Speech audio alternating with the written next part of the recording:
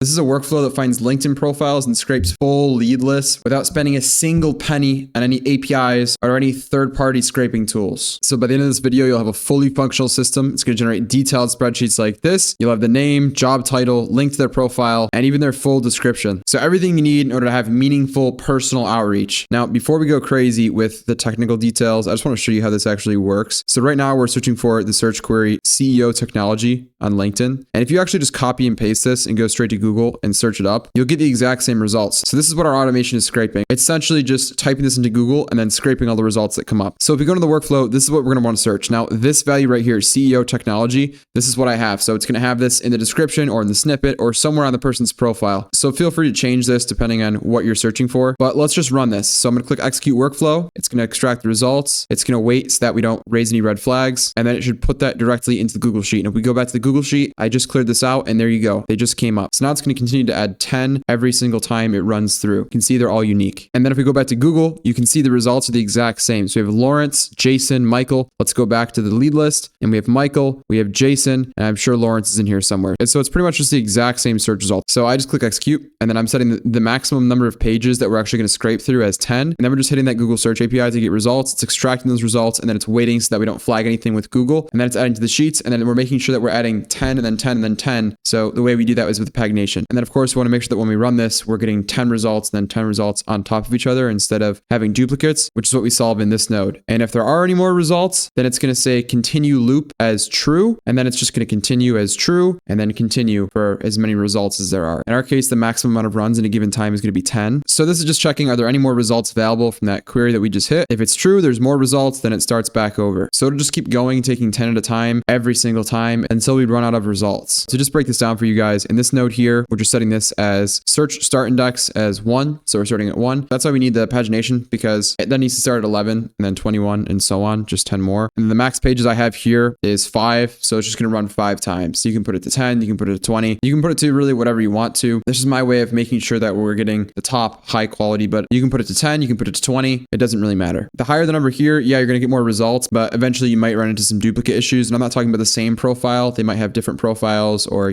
profiles that are owned by them. So it ends up being the same person, which I guess isn't really a bad thing, but you can play around with that. We're just making a GET request to this googleapis.com/custom search v1 endpoint. This is what's allowing us to get those results back from a custom search query. And then we have these query parameters that we're sending over, which are just going to allow us to use the API, which I'll set up shortly. So we have the key here. This is going to be the key value. Like I'm going to get this from the same place that allows us to use the Google search API. Then we have CX, which is the same value. And then Q is just going to be the search query. So if we have site.linkedin.com/whatever, we can also end up scraping profiles from a bunch of other places. LinkedIn's a bit more public facing, so to speak, with a lot of the profiles as far as this use case specifically, but you can test this with like Instagram if you wanted to. The search value is going to be CEO technology, and then you have the name, which is going to be start. And then this is just telling us which page to start on. So we're starting on page 1, page 5 with our search, and that's it. So all we're doing here is we're just making sure this run index increases by 10 each time. We have the code nodes that are doing this for us, but just the way I communicated this in between the nodes, this expression just helps to know where we're starting from. And then you can actually see if we execute this step, we can see over here on the right-hand side, we have the count, which is the number of results, and then we have the start index. So it keeps moving up 10. So we have 31 here, and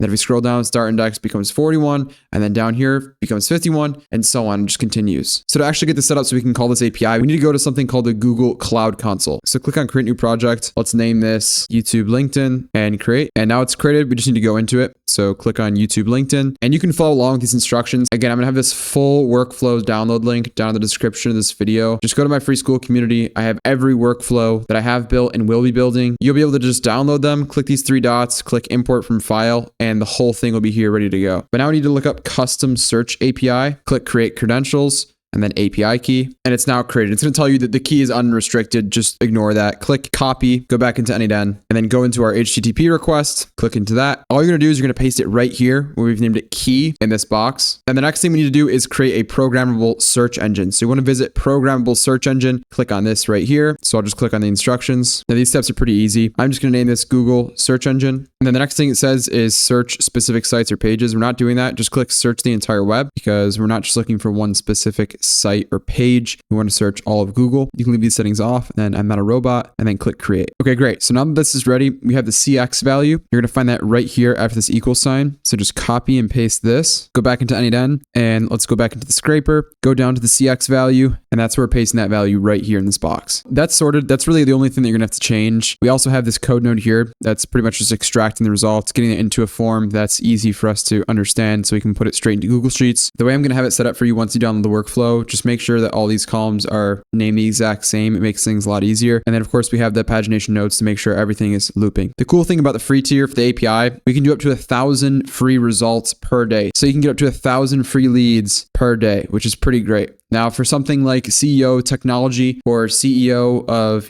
some company, some big industry, then you're not going to run out of leads. But if you're looking for very specific search terms like CEO, AI tech founder, AI tech growth operator, growth partner, then you're going to run out of leads. You're going to end up getting duplicates. So just make sure you're using common sense for the credits, because that way you can maximize the amount of leads you can get per day and actually get 1,000 unique leads every day. If we actually look at how much information we're getting from the Google Search API, we're getting all this stuff here on the left. So we're getting like total results, formatted, all of this in schema format. And again, we can look at it in JSON. It's getting all this information and then it's just pulling out what we want. If you look through here and you find some pieces of information that you want to pull, I just did the most important stuff that I wanted here, like name, title, link, snippet, and then obviously we have start index or has more results for the next phase. That way we can actually know when to loop or not. But all it's doing is it's taking a big mess of information and then it's just simplifying it into a form that we can actually use. And then once it has the information, it's going to wait to execute, and then it's going to submit that information into Google Sheets. And we can see here on the left-hand side, we have JSON or schema. With schema, I like to just keep things in schema because you can just drag and drop. Like you can take name, we have Dr. Najwa A, you just copy and paste that and you can see exactly what we're dragging in. So everything kind of matches up nicely. It's just a lot easier, especially if you're a beginner. And then once all that information comes through, now it's telling us, okay, the information's been input into Google Sheets. Now where are we starting off? If we're starting with 1, we go through 10. Okay, we have to start on 11 now. Okay, we have to start on the next one, and so on. And if there's more results, like we have coded here, it's going to say continue loop is true. Now, if there's not any more results or good results, and you can actually code in a different criteria if you want to, then it's going to say false. And then once it goes false, it just stops. I have all of this available in my free school community down in the description. If you click the link, you'll be able to get access to all of my current and future templates. And if you're serious about actually being able to build these out, understand the inner workings like clockwork, and then be able to sell them to businesses, then I highly recommend you check out my paid community. That'll also be linked down in the description. And if you need help building a system for your business to actually scale and grow faster than you ever could before, I'll leave a link to my link to book a call down in the description as well. I appreciate you guys watching. I'll see you in the next video.